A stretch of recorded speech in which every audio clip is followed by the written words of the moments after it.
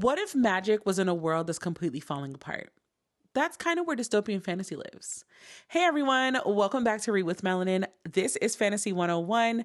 I'm your professor, Professor B, and today we are diving into a genre that can be considered gritty, thought-provoking, and sometimes emotional: dystopian fantasy.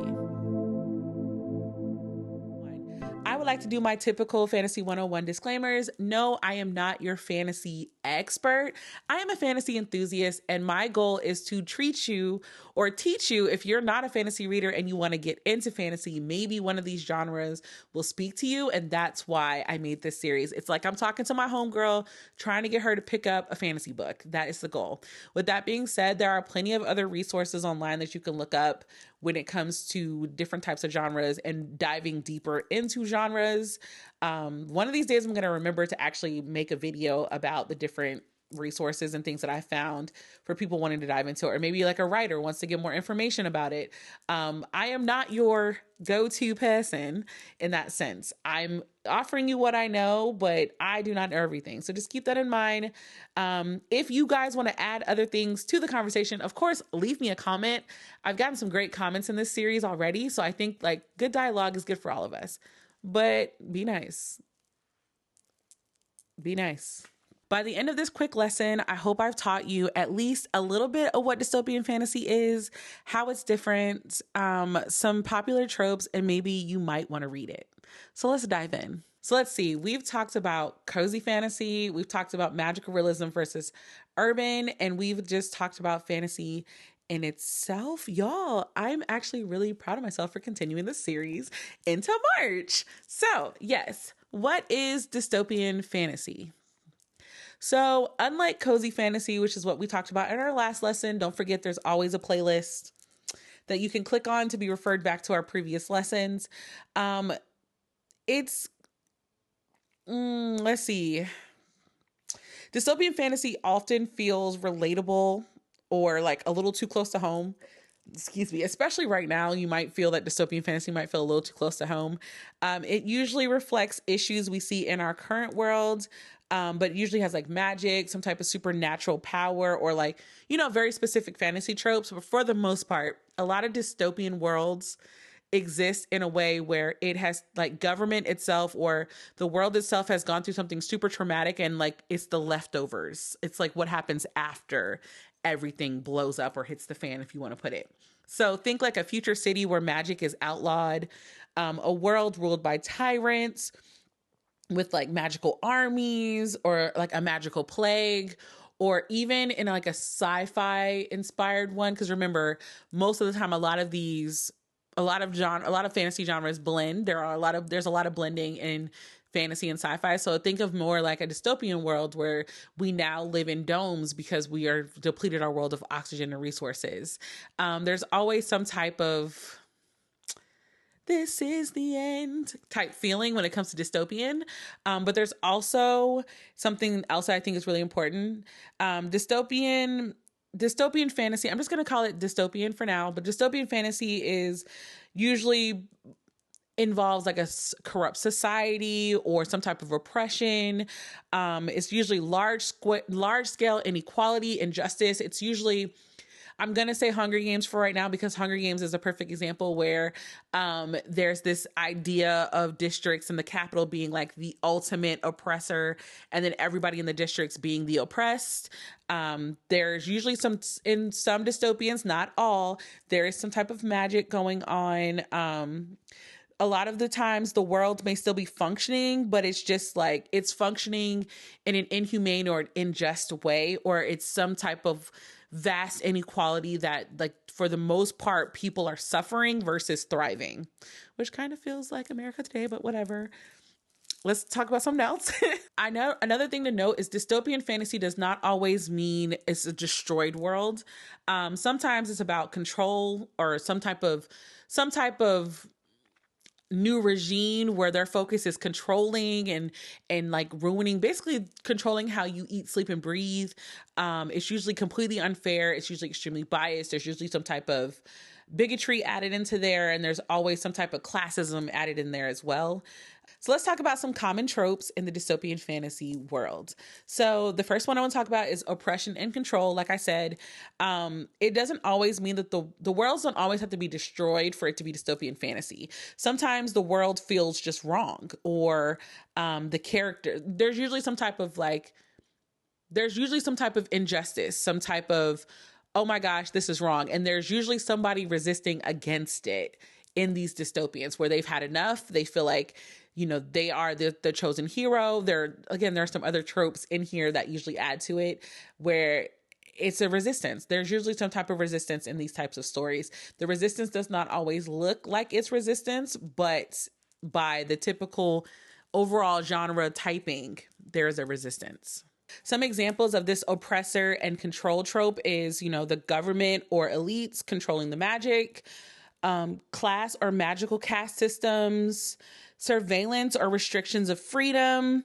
Those are three of the main ones that I think of when I think about dystopian fantasies that I've read recently or otherwise. Another common theme is resistance and rebellion. Like I said, most of the time, this is what makes the dystopian fantasy and make it worth watching. Of course, my phone is ringing. Hold on. Another common trope with dystopian fantasy is the resistance and rebellion. This is basically like the bread and butter of most dystopians. If you can hear the lawn people, I'm so sorry. Oh, look, the trash people arrived.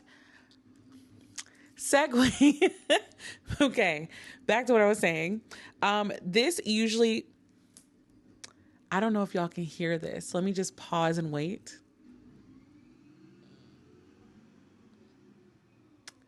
Okay.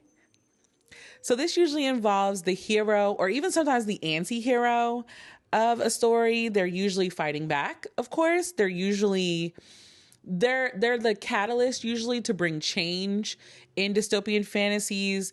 They are usually this hero, or again, anti-hero, depending on how you look at them.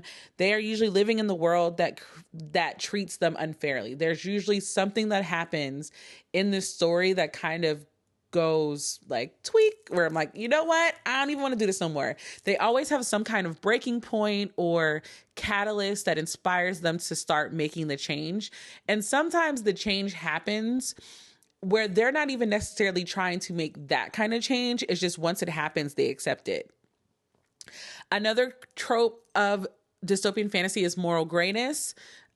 You can notice this a lot. So this would be characters usually have to make hard choices, hurt good people to stop greater harm. They struggle with trust, justice, or loyalty. So there is a lot of times where the idea of the greater good outweighs the current situation, or we have to sacrifice these people because we're going for the greater good. There are a lot of moments like that in some dystopian fantasies where it can make you feel very conflicted, because you know that technically in a normal world, the right thing would be to do this. But in this sense of the world, it's actually something that we can ignore.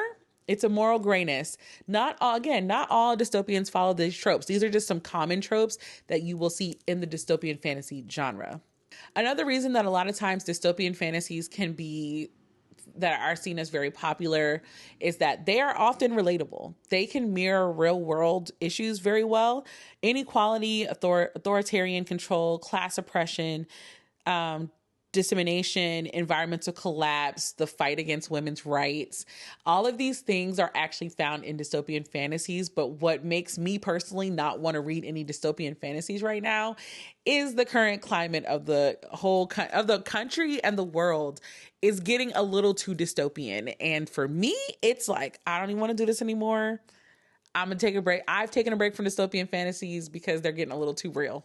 So there are actually a lot of different tropes that you will recognize in dystopian fantasies. I'm just going to read off some of the ones that I wrote. So the magical caste system, like I said, forbidden magic, resistance movements, trials or tests for survival, post-war societies trying to rebuild, propaganda and controlled information, hidden cities or underground networks, tools to explore power, autonomy, and resistance. So these are kind of the common tropes. I'm going to say common. There are plenty of other ones, but these are just the ones that I recognize from the ones that I've already read. So, what makes dystopian fantasy an actual fantasy? Because what I've described does not necessarily mean it's a fantasy unless we're talking about the magic. Everything else you can kind of find in other genres. There are other types of dystopian media to consume, obviously, but what makes it specifically dystopian fantasy? That's a really good question. I'm so glad I asked. So, in dystopian fantasy, magic oftentimes can play a role. There are sometimes creatures or races beyond humans that may exist in the world. There is sometimes myth, folklore, or supernatural elements that are woven into the story. Sometimes the world is shaped by enchantments, curses, or magical systems. Sometimes even they're different. Dystopian fantasy can be different from dystopian sci-fi for the fact that it relies more on, or sci-fi relies more on advanced tech or futuristic sciences, whereas dystopian fantasy, there is, of course, the fantastical elements. There's power structures that usually involve magic. There are non-human or non-humanoid creatures or people that exist in this world. There's also this idea when you're looking at dystopian fantasy, from what I've noticed, dystopian fantasy, the magic is just a part of it. I don't know how to explain this better. I hope that with the examples that I give with some of the books, you get enough of a variety. I tried to include as much variety as I can in this list. And surprisingly, you will notice that there is a lot of dystopian fantasy, dystopian sci-fi, dystopian speculative fiction is very common with Black authors. You will see a lot of Black authors in this genre. We excel really well in this genre, in my personal opinion. We have a way of weaving in the truth into the magic, if that makes any sense. So you'll see when I show you guys my list, I've read most of them. Another thing to think about, though, with dystopian fantasy, because dystopian fantasy also deals with very intense topics like oppression, violence, abuse of power, and loss, sometimes you will have to check the trigger warnings. I know for some people, trigger warnings are very important. A lot of dystopian fantasies that dive into the grit, that are a little bit darker, that are a little bit more grim, you will have to check oh my gosh, I can't think of the words. You will have to check the notes, the trigger warnings in case, because there are some dystopians that will take it there. They will definitely take it there, especially more of the adult dystopian. No, they're not afraid to kill people. They're not afraid for you to lose things or people. It will devastate you in the best way possible. Honestly, for me personally, I like dystopian fantasies where when justice is finally achieved, it's so morally gray that it's like, was justice achieved? I'm emotionally devastated. I'm tired. Like everything just went to like hell in a handbasket, but I guess we won. Like, I don't know. Obviously, with that being said, one of the more popular ones that we read as millennials, we were obsessed with Hunger Games, Divergent, that whole genre of dystopian that became super popular. That's dystopian YA, just so you know. Yeah, I hope that this was a good, quick lesson about dystopian fantasy. Dystopian fantasy, the dystopian book world in general is very vast. So if you're not looking for fantasy, you can pretty much find dystopian in every genre of book reading available. It's just you won't have the fantasy element, which is fine. Also, keep in mind that usually dystopian fantasy blends with other genres really well. You will see a lot of dystopian fantasy sci-fi blends. Those are really popular, and they usually that's the bread and butter of my personal preferences for dystopian.